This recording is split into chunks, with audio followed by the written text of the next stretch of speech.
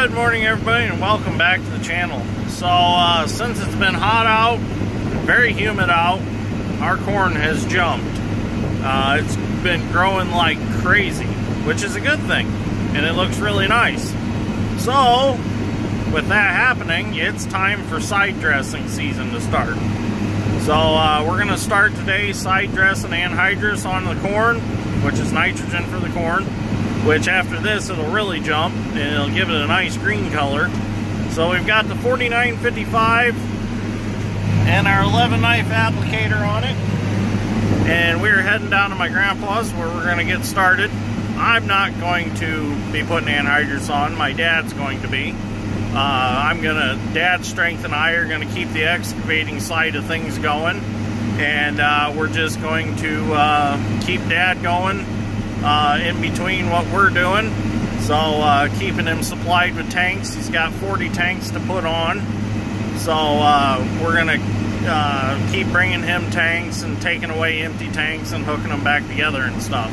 So we're just going to be basically his support team. So we'll get him started today, and we'll get a little video of him getting started, and then we're going to go back to the excavating side of things. We got the air fixed in the 49. It wasn't working the best at the end of planting season, so we brought it in the shop. We put a brand new receiver dryer, AC pump, and expansion valve in it, and it's like sitting in a refrigerator now. In fact, you can see the ice on the air conditioner pump line down there. So that's definitely doing its job. So it feels real good in the cab right now. So we're going to get down there, we'll get some tanks hooked up, or one tank hooked up, and we'll get Dad going. So we'll get some video when we get down to the farm. Well, let's see what happens. Hopefully everything goes smooth right away.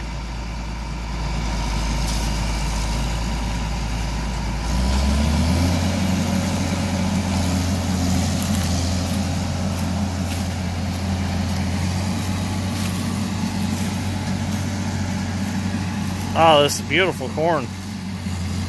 This was all no-tilled. They say knee-high by the 4th of July. Well, it's almost knee-high to me already. So this is going to be beautiful corn by July. Everything looks good. It's sealing real good. None of the anhydrous is coming out of the ground.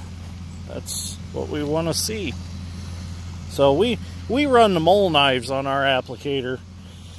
And the nice thing about the mole knives versus the straight knives is the mole knives are kind of like a little subsoiler when they go through. And that's nice because it kind of breaks up any little bit of compaction that might have developed during planting and stuff. Breaks the soil up between the rows, lets a little oxygen in, and it'll make the corn jump. So it's going to be real nice in a week or so. Especially if we keep getting rain like we have been, we're going to have a good crop this year. So, well, Dad's strength spraying his truck up. I'll get a little more video.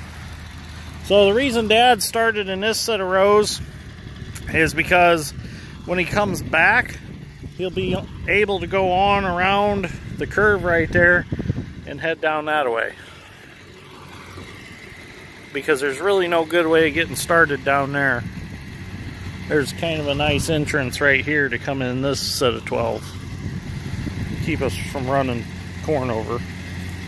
They say the in-rows though are pretty much beer money anyways, but you try to preserve as many stalks of corn as you can and not destroy it.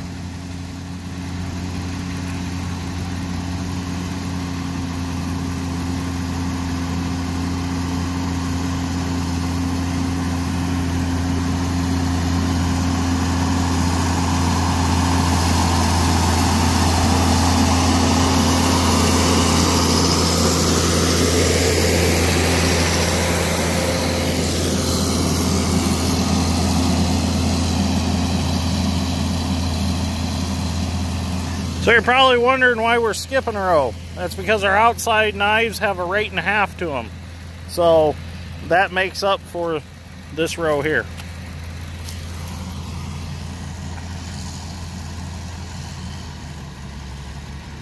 Well, I think we're good. So Dad's Strength and I are going to go back to the excavating. Got a lot of equipment to bring home. 270, we got to take the added stick off and get it home. And then it's going to probably go to the diesel shop and get the injector pump fixed on it. So let's go get started on that now. Dad'll be okay for a while on his own.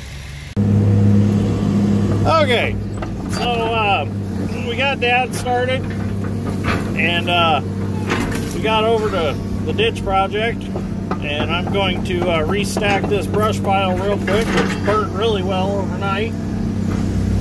It's not a whole lot left. Get this stacked up, and then I'm going to start taking equipment home that we don't need here anymore. Like the feller puncher, it can go home. This 200 is going to go home because once I stack this, we can finish racking the pile with just the payloader and grapples. So we really don't need the 200. So I'm going to get the 200 home, and I'm going to pressure wash the cooling system out on it because it's due for it. It's running a little bit warm. Yesterday it was pretty close to the red, and I don't like to run it that hot. So I'm going to get it home, get all that pressure washed out. It's just, it gets ash and stuff in the radiator, and it plugs it up. So, and it probably got a little bit of like fiberglass insulation material in it from some demolition that we had done over the winter. So let's give it a good bath, clean it up, and it'll be perfectly fine. And also it gets in my air conditioner condenser, and causes my air conditioning in the cab not to be as cold. So 15-20 minutes with pressure washer makes a huge difference. So we'll get this racked up, and we got to get the added stick off the 270 too. So we'll get all that done today. And then I'll probably this afternoon get moved over to my buddy Tim's and get ready to start cleaning up his property in preparation for his new house. So that's kind of today's things that need to be done.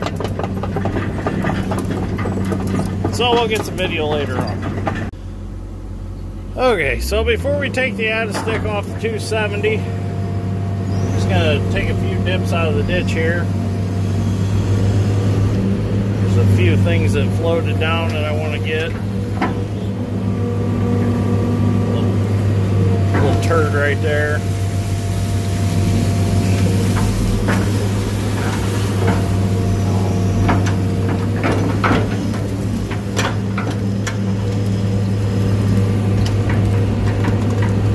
Take a dip out in front of this culvert.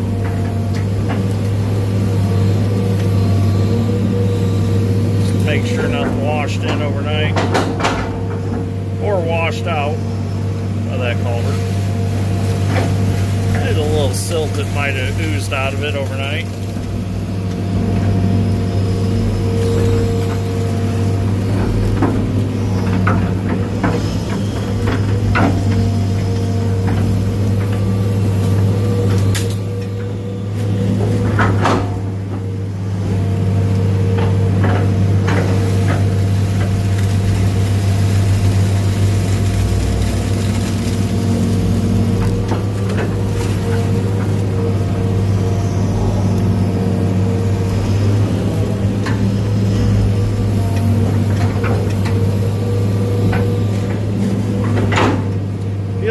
In the archives in my YouTube library, you'll see the video of putting that culvert in.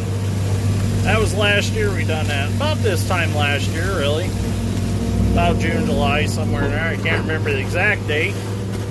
But I used Little Dick quite a bit in that video.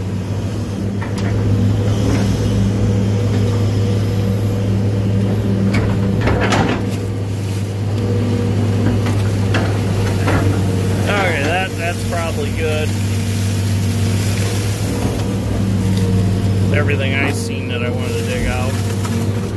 Okay, so we're going to get this out of stick taken off. We're going to take it down and around, and we're going to lay it on the tag trailer behind the dump truck, drive the pins out and take it off, take it home, unload it with the Bobcat, and then at some point, next couple, maybe week or so, we're going to pull the counterweight back off the 270, and it's going to go to a diesel shop, a friend of ours. And the injector pump needs some seals, so we're going to have them changed. Kind of feel better just taking it to him and just letting him do it, because he's got all the injector pump experience. So if something else was to fall apart, he'd have the experience to put it back together. I really don't want to attack it because it's not a Bosch P pump like I'm used to on a 5.9 Cummins. This is a different, it looks like a Bosch P pump, but it's not. It's I think it's a Zell or Zexel.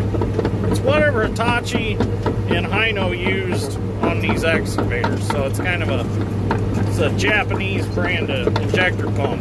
So kind of just don't want to mess with it because I don't have the experience with it.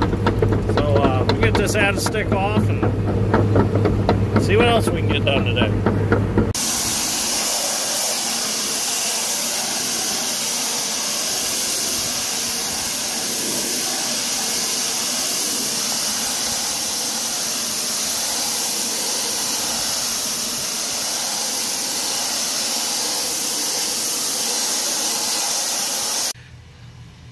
Okay, so we got to the part where we're going to take the Hada stick off the 270. So first thing we got to do is we got to take our oil field couplings apart that are hooked to the bucket cylinder on the Hada stick, and we need to reconnect them to the bucket cylinder on the stick of the 270.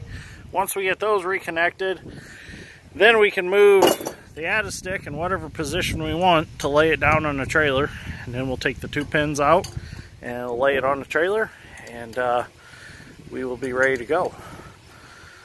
So these are 20,000 pound burst pressure couplings, and the reason we went with such a heavy coupler is because when the Hada stick is on, the bucket cylinder on the 270 acts as a stiff link, and with these couplers with the high burst pressure, they basically work as a valve and a plug to keep the oil inside that cylinder.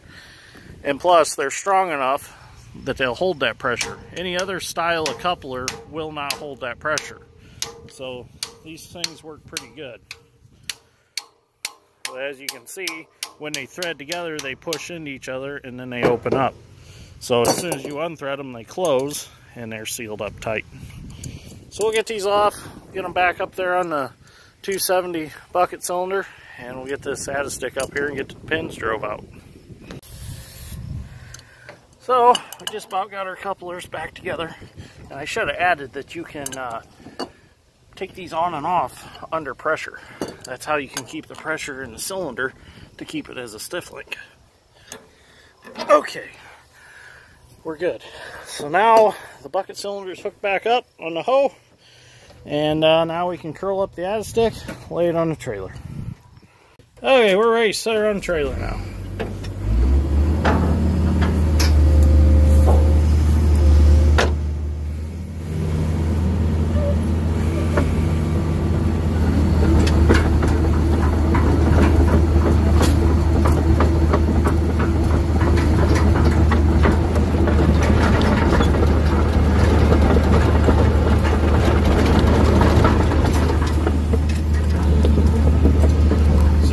Straight with the trailer because I didn't back up very straight.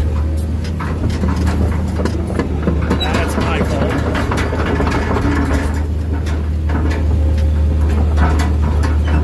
There we go. Okay, now I can curl my bucket basically and move the Hada stick, as you can see.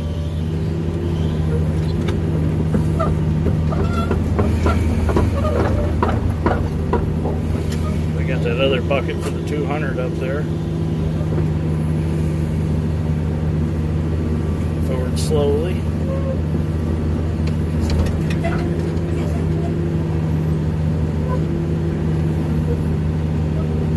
That'll work right there. That's good. It's plenty far on. Now we'll just set her down.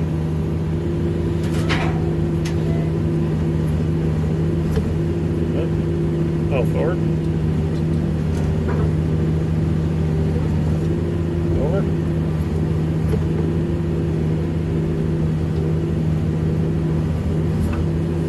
Oh, we're stuck on that board.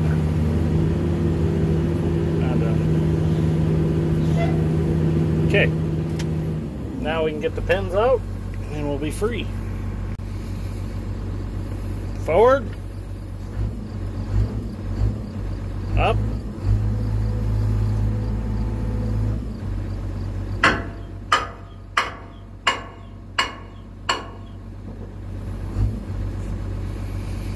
That one's a tight one.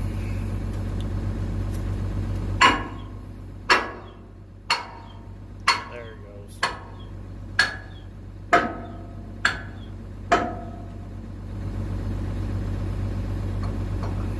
If we had a quick coupler, this would be much simpler. That was a little twisted too.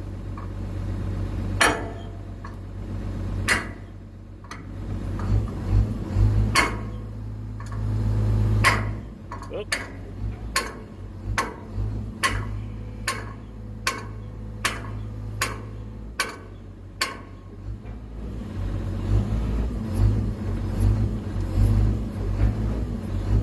Try that. Down.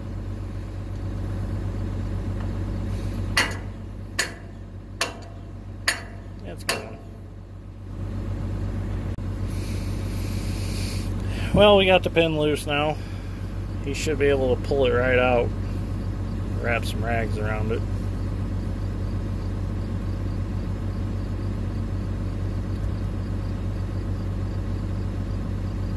Just have a little burr on the end of it. There we go. We're free.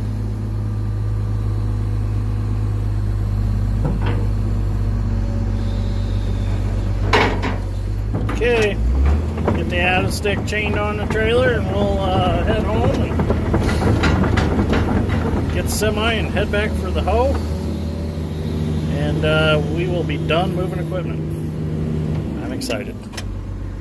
It's hot out. It's probably, oh, it's pushing 90 degrees today. So it's pretty warm out. I'm ready to go sit by the fan in the shop for a little bit and relax and let things cool off for the day and then do some more stuff. Well, everything's moved back home. Met our goals for today. Gonna go meet with Tim real quick and look at his project. And then that'll probably be it for today. So I'm gonna get this video edited and get it uploaded. So if you enjoyed this episode of Dirt Grind Steel, give me a like. I'd greatly appreciate that. And if you really liked it, go ahead and share it so others can watch it. So when I get back from meeting with Tim, I'm gonna go ahead and unload that adstick because this rain that has just started will cool things off and make it nice out. So I guess I'm not done for the day, but I will get that unloaded because I'll need that truck tomorrow for moving concrete. So anyways, thank you for watching, and I will see you all in the next one.